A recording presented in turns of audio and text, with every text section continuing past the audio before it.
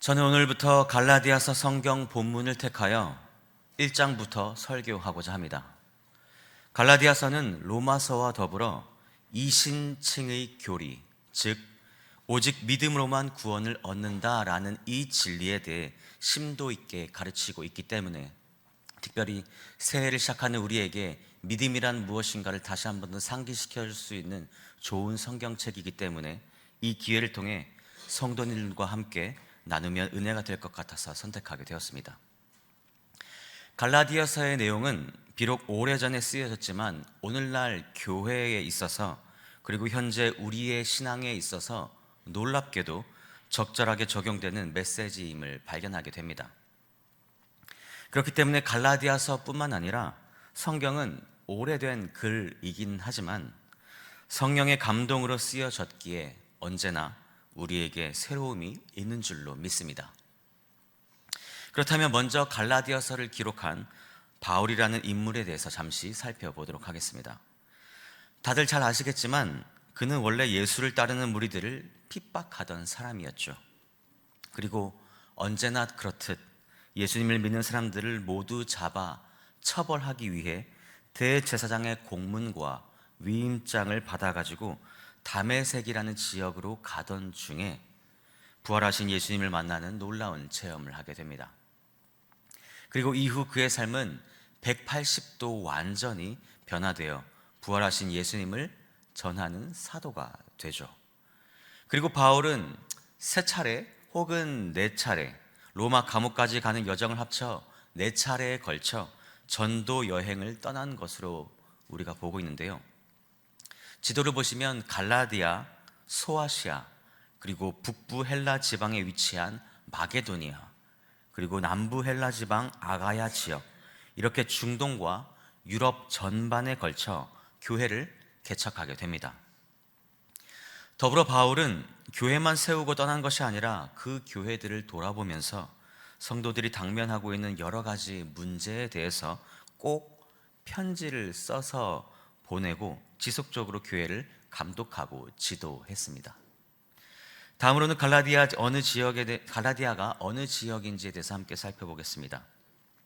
갈라디아가 어느 곳을 의미하는지에 대해서는 성경학자들 사이에서도 논란이 있기 때문에 자세히 그리고 정확하게 말하기는 어렵습니다만 주석과 참고서적 그리고 그 지역을 연구해 보면 무엇보다 사도행전 13장과 14장을 읽어보면 사도 바울이 1차 전도 여행 때 선교했던 그 비시디아의 안디옥, 터키의 이고니온, 그리고 르스드라, 더베 이 4도시를 가리킨 것으로 보는 것이 무난할 것 같습니다. 그러니까 2절에서 바울이 기록한 것처럼 갈라디아의 어떤 교회를 특정적으로 지칭하거나 아니면은 갈라디아라는 어떤 이름이 있는 교회를 말하는 것이 아니라 갈라디아 여러 교회들이라고 부르는 것이 맞는 표현이 되겠죠. 다음으로는 갈라디아서를 기록한 목적이 무엇인지를 살펴보도록 하겠습니다. 이미 편지의 첫 부분, 즉 오늘 본문인 1절에서부터 5절까지에서 보면은 바울이 항상 반복하고 또 강조하고 있는 2가지 부분은 자신의 사도직과 또 복음이라고 할 수 있습니다. 사도 바울이 갈라디아에 있는 몇몇 도시들을 방문한 이후에 그가 개척한 교회들은 거짓 선생들 때문에 어려움을 겪고 있었습니다.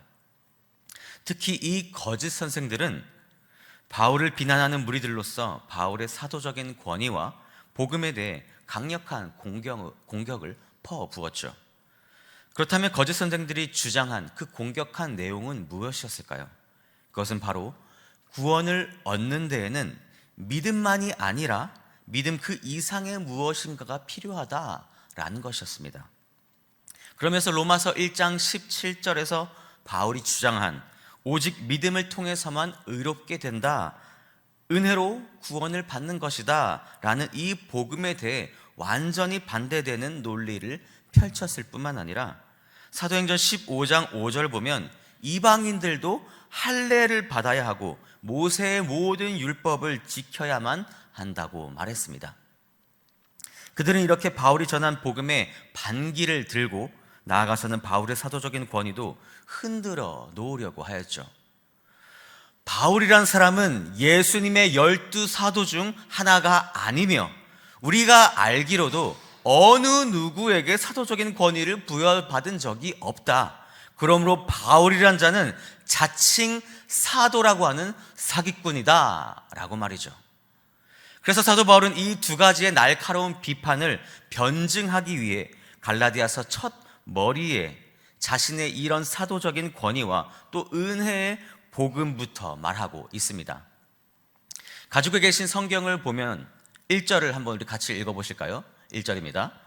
사람들에게서 난 것도 아니요 사람으로 말미암은 것도 아니요 오직 예수 그리스도와 그를 죽은 자 가운데서 살리신 하나님 아버지로 말미암아 사도된 바울은 이라고 말씀합니다. 사도라는 단어는 보냄을 받은 자라는 뜻을 가지고 있는데 우리 기독교에서 이 사도는 예수님께서 당신의 특별한 대표자나 또 파송자에 대하여 사용한 호칭이라고 할 수 있죠. 그래서 수많은 제자들, 그 무리들이 있었지만 그 중에서도 12사람들을 택하여 사도라는 이름을 주시고 그들에게 전도의 사명을 주시며 파송하셨죠. 마가복음 3장 14절과 15절에서는 이에 12를 세우셨으니 이는 자기와 함께 있게 하시고 또 보내사 전도도 하며 귀신을 내쫓는 권능도 가지게 하려 하심이러라 라고 말씀합니다. 이렇게 사도는 예수 그리스도에 의해서 개인적으로 선택되어 부르심을 받고 또 임명되었으며 성령의 권능을 받아 주님의 이름으로 가르치도록 자격을 부여받았다는 것입니다. 우리가 흔히 믿는 사람들을 향해 신자 또는 성도, 아까 권사님께서 기도해 주셨듯이 신도라고 우리가 부르지, 우리가 우리를 서로를 향해서 사도라고 부르지는 않지 않습니까? 그러므로 사도라는 이 명칭은 특수한 칭호라고 부를 수가 있을 것 같습니다. 솔직히 그렇지 않습니까? 우리 부모님 또는 조부모님 세대가 예수님과 또 12제자를 직접 눈으로 목격을 했는데, 그리고 사울이라는 사람이 우리를 그렇게나 핍박을 했는데 이제 와서 자기가 사도라고 말하고 다니면 누가 믿겠습니까? 그런데 이렇게 선택된 사도 가운데 바울 자신이 속해 있다고 주장하고 있으니 어찌 보면 성도들은, 우리들은 거짓 선생들의 그 주장에 현혹될 만했다라는 것이죠. 아니죠. 거짓 선생들이 오히려 참 선생으로 보였다는 것입니다. 그렇다면 왜 바울은, 그리고 바울은 어떻게 사도가 될 수 있었을까에 대한 질문을 우리가 답을 찾아야 됩니다. 오늘 본문뿐만 아니라 로마서 1장 1절과 고린도전서 1장 1절을 보시면 바울은 자신이 하나님께로부터 사도의 부르심을 받았다라고 밝히고 있습니다. 다시 말해 자신의 사도직이 결코 인간적인 것이 아니라 신적인 부르심이라는 것이죠. 그래서 1절에서 그는 사람들에게서 난 것이 아니요 사람으로 말미암은 것도 아니요 라고 말하고 있음을 보게 됩니다. 예를 들어 유대의 공의회인 사내들인 공회가 그들의 공적 대표들을 임명한 것과 같은 형태로 자신이 12제자나 또 예루살렘 교회에 의하여 사도로 임명된 것이 아님을 지금 선포하고 있는 것이죠. 이렇게 바울은 인간의 어떠한 형태로든지 사도의 그 임명에 대해서는 관여할 수 없다라고 주장합니다. 그러므로 사도직의 그 임명은 직접적이든지 간접적이든지 인간적인 것이 아니고 전적이 하나님으로부터 온 것, 다시 말해 신적인 것이다 라는 것이며, 말 그대로 오직 예수 그리스도와 그를 죽은 자 가운데서 살리신 하나님 아버지께로부터 말미암은 것이다 라는 것을 주장하고 있습니다. 또한 사도들은 하나님으로부터 부르심을 받은 자들이기 때문에 그들의 사역과 열매들을 보면 하나님께서 성령의 권능을 주셨는지의 그 여부와 하나님께 지금 쓰임받고 있는지 없는지를 우리가 알 수 있지 않겠습니까? 그런데 지금 사도 바울의 사역과 그의 열매들을 쭉 살펴보면 분명 그는 성령의 인도하심을 받아 하나님께 귀하게 쓰임받고 있는 하나님의 종이었다라는 것이죠. 그렇습니다. 사도 바울은 예수 그리스도의 사도였습니다. 하나님 아버지께서는 바울을 사도로 택하시고 죽은 자 가운데서 살리신 예수 그리스도를 통하여 직접 바울을 임명하여 주셨다는 것이죠. 무엇보다 그가 왜 자신의 사도직을 그렇게나 변호하고 있는지 그 이유에 대해서 살펴보면 우리가 더욱더 확실해집니다. 단지 그가 인간적인 허영심 때문이었을까요? 아니면 자격지심 때문이었을까요? 아니면 사람들이 그의 사도직의 권위에 도전을 자꾸 하니까 억울해서 자신을 변호했던 것일까요? 모두 다 아닙니다. 바울이 자신의 사도직을 변호했던 오직 유일한 이유는 바로 복음 때문이었습니다. 다시 말해 그가 전했던 이 그리스도의 복음이 지금 현재 위험에 처해져 있기 때문에, 궁지에 몰려있기 때문에, 복음이 계속해서 훼손되고 희석되어지기 때문에 자신의 사도직을 변호할 수밖에 없었다라는 것이죠. 만약 바울이 그리스도 예수의 사도가 아니었다면 그 당시 사람들은 분명 그가 전한 이 복음을 거부했을 것입니다. 그런데 수많은 사람들이 그가 전하는 이 복음을 듣고 죽게 돌아오는 역사가 많이 일어나지 않았습니까? 교회가 세워지지 않았습니까? 제자들이 세워지고 파송되지 않았습니까? 그러므로 바울은 이 진리 되시는 예수 그리스도의 복음을 지키기 위하여 자신의 사도적 권위를 변호한 줄로 믿습니다.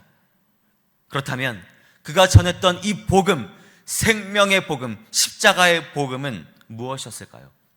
우리 3절을 같이 읽어보겠습니다. 시작. 우리 하나님 아버지와 주 예수 그리스도로부터 은혜와 평강이 있기를 원하노라. 우리 하나님 아버지와 주 예수 그리스도의 그리스도로부터 뭐가 있다고요? 은혜와 평강이 너희에게 있기를 원하노라 라고 지금 밝히고 있습니다.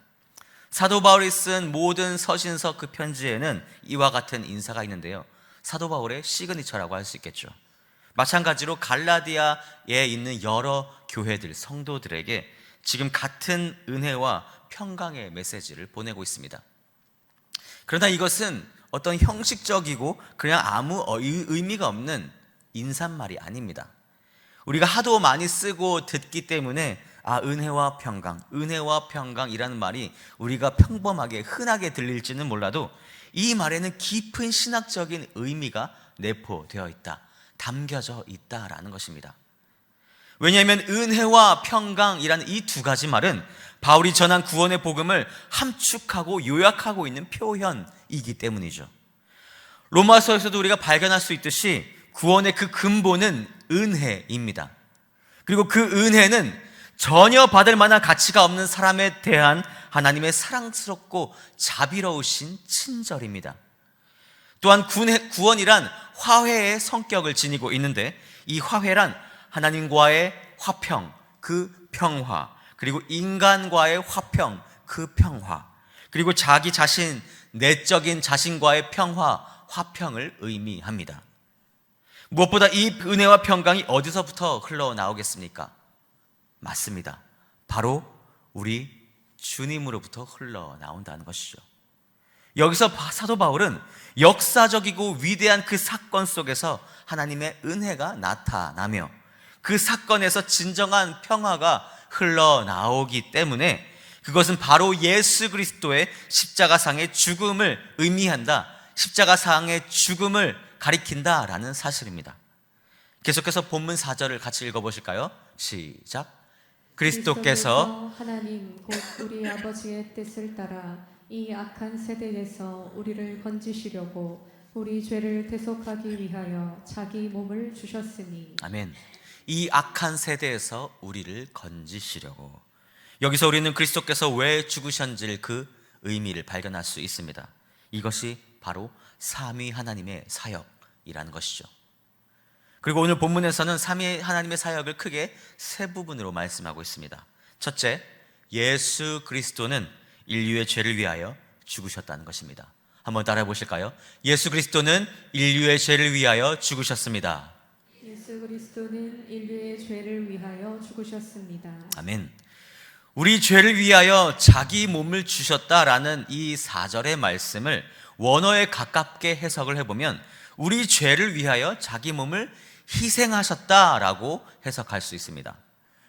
그렇습니다. 희생.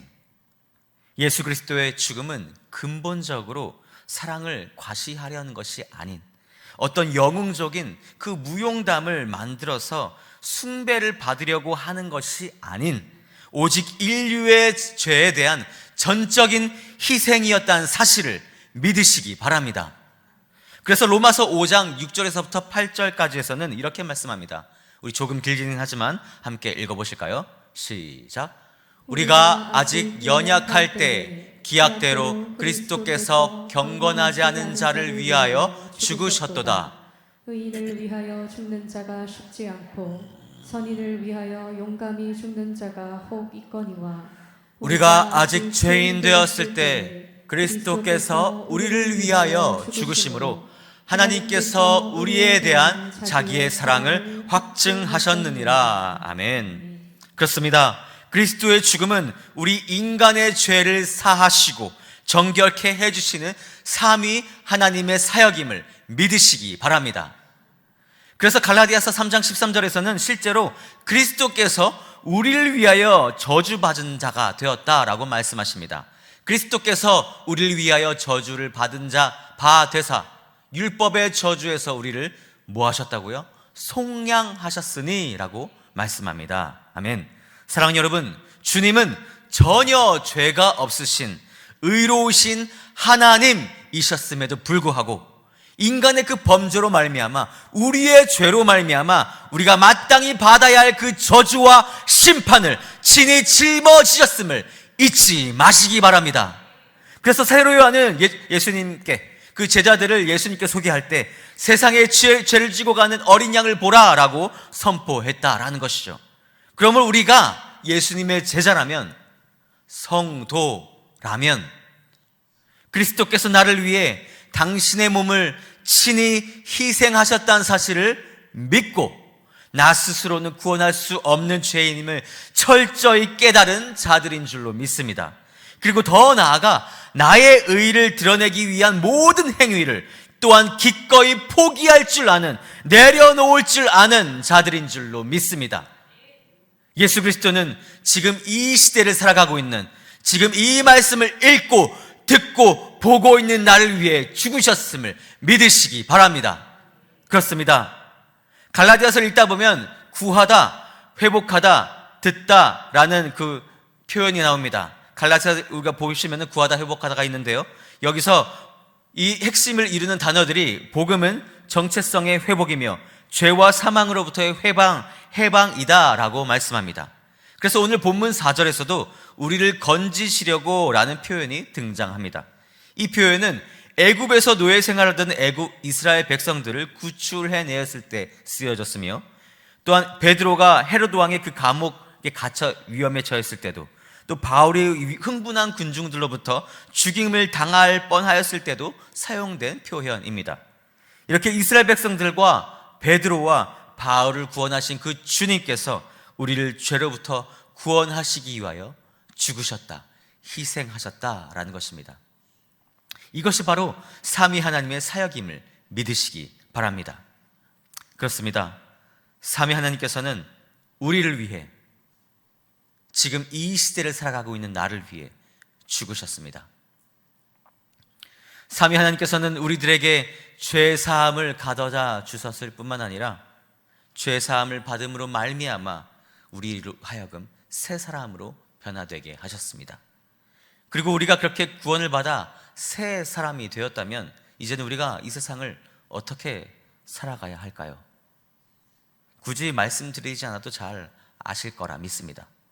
그러므로 이제는 새 사람으로 살아가시기를 우리 주님의 이름으로 간절히 권면드립니다. 마지막으로 예수 그리스도는 하나님의 뜻을 위해 죽으셨습니다. 우리를 이 악한 세대로부터 구원하고 그 구원을 성취시킨 이유는 모두 다 하나님의 뜻을 이루기 위함이셨다라는 것이죠. 인간에게 있어서 죽음은 끝을 의미하지 않습니까?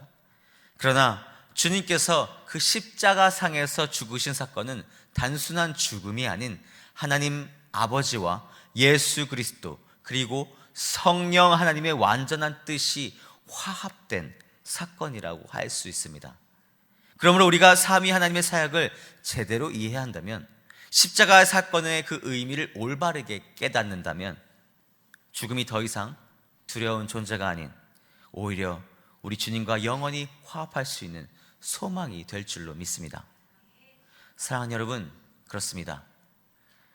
삼위 하나님께서는 악한 세대를 살고 있는 나를 위해, 여러분들을 위해, 나를 구원하시기 위해, 우리를 구원하시기 위해 아버지로부터 보내심을 받은 그리스도께서 우리를 위해, 그 죄를 위해 친히 죽으셨습니다.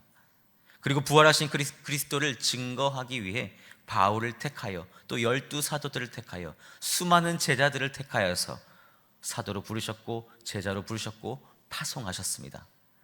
그리고 그 바울이, 그 제자들이 성령 하나님을 통해 증거하고 있는 그 은혜와 평강의 복음은 믿는 사람에게 허락하신 귀한 선물인 줄로 믿습니다. 무엇보다 이러한 놀라운 역사의 과정을 통해 오늘날 우리 성도들에게 거저주시는 사실이 우리가 너무나도 감사하지 않습니까? 저는 종교라는 표현을 좋아하진 않지만 이렇게 우리가 믿고 있는 기독교는 역사적인 종교이며 체험의 종교임을, 살아있는 종교임을 믿으시기 바랍니다. 그러므로 성도가 믿는, 우리가 믿는 이 신앙은 역사와 경험의 결합이요, 과거와 현재와 미래의 결합이며 이것이 곧 우리의 영원한 소망이 될 줄로 믿습니다. 말씀을 맺고자 합니다. 우리가 누리길 원하는 은혜와 이 평강의 복음, 이 생명의 복음은 그리스도의 대속 사역 없이는 이루어질 수 없었고, 또한 성령을 통해 그리스도의 사도들이 행한, 그 제자들이 행한 복음의 증거 없이는 불가능했습니다. 그러므로 바울은 본문 마지막 절인 5절에서 영광이 그에게 세세토록 있을지어다 아멘이라고 선포하고 있죠. 그가 이렇게 고백한 이유는 사도 요한이 계시록 1장 6절에서 고백한 것과 같이 영광은 주님이 마땅히 받으셔야 하며 영광은 주님께 온전히 속한 것이기 때문인 줄로 믿습니다. 사랑하는 신일교회 성도 여러분, 오직 예수 그리스도로 말미암아 우리를 죄와 사망 가운데서 살리신 하나님 아버지의 자녀가, 백성이 되었다면 우리에게는 세상이 줄 수 없는 그 은혜와 평강이 임한다는 사실을 믿으시기 바랍니다. 만약 우리가 은혜와 그 평강의 복음을 나의 생각과 나의 의지와 나의 마음의 일부분만이라도 만들 수만 있다면 우리의 믿음은 더욱더 견고해질 것이며 우리의 신앙의 뼈대는 더욱더 튼튼해지지 않겠습니까? 만약 우리가 이 귀한 진리를 삶 속에서 지켜낼 수만 있다면 우리의 남은 여생이 주님과 동행하는 복된 인생이 되지 않겠습니까? 그러므로 바라고 소망하기는 남은 한 주간도 이 세상을 살아갈 때 성령 하나님의 그 도우심을 받아 복음을, 그 진리를 사수하는 주님의 제자가 되셔서 주님 앞에 서는 그날, 마지막 심판대 앞에 서는 그날 삼위 하나님과의 그 화합의 영광을 누릴 수 있기를 우리 주 예수 그리스도 이름으로 간절히 축원합니다. 기도하시겠습니다.